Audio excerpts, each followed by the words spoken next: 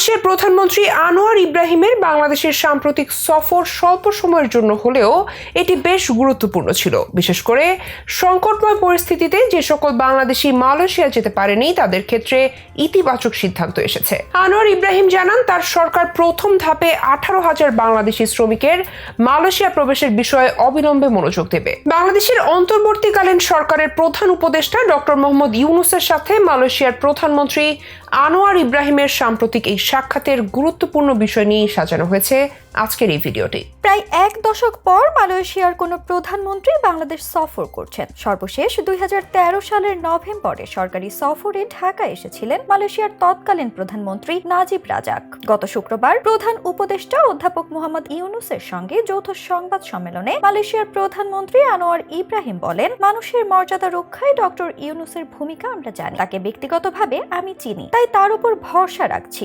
বাংলাদেশের বন্ধু হিসেবে অন্তর্বর্তী সরকারের প্রতি সমর্থন থাকবে। উপযুক্ত কর্মপরিবেশ নিশ্চিত করার কথা উল্লেখ করে মালয়েশিয়ার প্রধানমন্ত্রী আনোয়ার ইব্রাহিম বলেছেন, তার সরকার সব শর্ত পূরণ সাপেক্ষে প্রথম ধাপে 18,000 বাংলাদেশি শ্রমিকের মালয়েশিয়ায় প্রবেশের বিষয়ে অবিলম্বে মনোযোগ দেবে। এ প্রসঙ্গে আনোয়ার ইব্রাহিম বলেন, আমরা পুরো ব্যবস্থা নিয়ে আলোচনা করেছি, আমরা অত্যন্ত স্বচ্ছ প্রক্রিয়ার মধ্য দিয়ে এগিয়েছি। আমাদের শ্রমিক দরকার, আর এসব শ্রমিক বাংলাদেশ কিংবা অন্য যে কোনো দেশেরই হোক না কেন, তাদের আধুনিক দাস হিসেবে বিবেচনা করা যাবে না। তাদের সুরক্ষা দেওয়ার দায়িত্ব মালয়েশিয়ার। প্রধান উপদেষ্টা অধ্যাপক ইউনূস শ্রমিক ইস্যুতে এই ঘোষণা দেওয়ার জন্য দেশের মানুষের পক্ষ থেকে মালয়েশিয়ার প্রধানমন্ত্রীর প্রতি কৃতজ্ঞতা প্রকাশ করেন। অধ্যাপক ইউনূস বলেন, তিনি তার পুরনো বন্ধুকে ঢাকায় স্বাগত জানাতে পেরে অত্যন্ত আনন্দিত, কারণ তারা 4 দশকেরও বেশি সময় ধরে একে অপরকে চেনেন। প্রধান উপদেষ্টা মালয়েশিয়ার বিশ্ববিদ্যালয় এবং এর নেতাদের সঙ্গে তার দীর্ঘ সম্পর্কের কথাও বলেন। তারা তাদের ঘনিষ্ঠ বন্ধুত্বের বহিঃপ্রকাশ হিসাবে দ্বিপক্ষীয় বৈঠক স্থলে যাওয়ার জন্য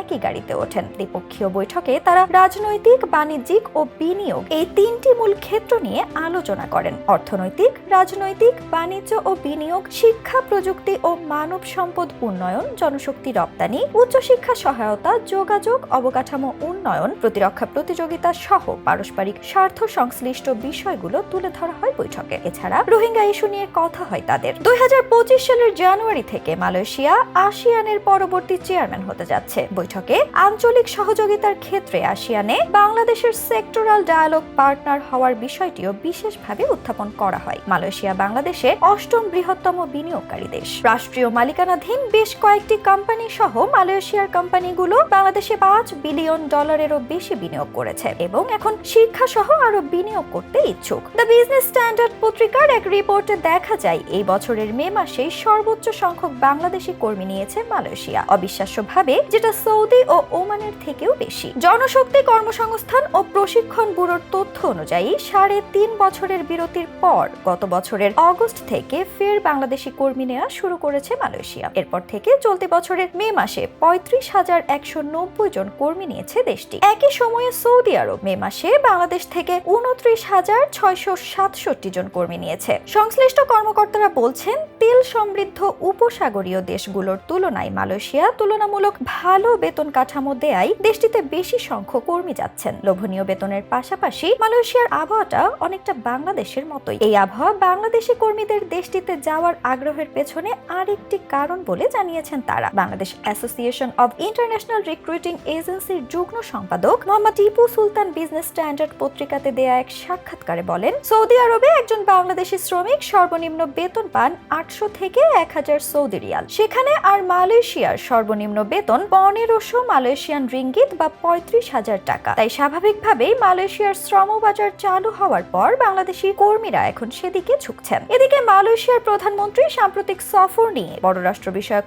উপদেষ্টা মোহাম্মদ তৌহিদ হোসেন বলেন, দ্বিপক্ষীয় সম্পর্কের ক্ষেত্রে এই সফর খুবই গুরুত্বপূর্ণ এবং এই সফরটি বাংলাদেশ ও মালয়েশিয়ার মধ্যে দ্বিপক্ষীয় সম্পর্ক গভীর এবং টেকসই বন্ধুত্বের অভিব্যক্তি হিসেবে বিবেচিত হবে বলে আশা করা যাচ্ছে।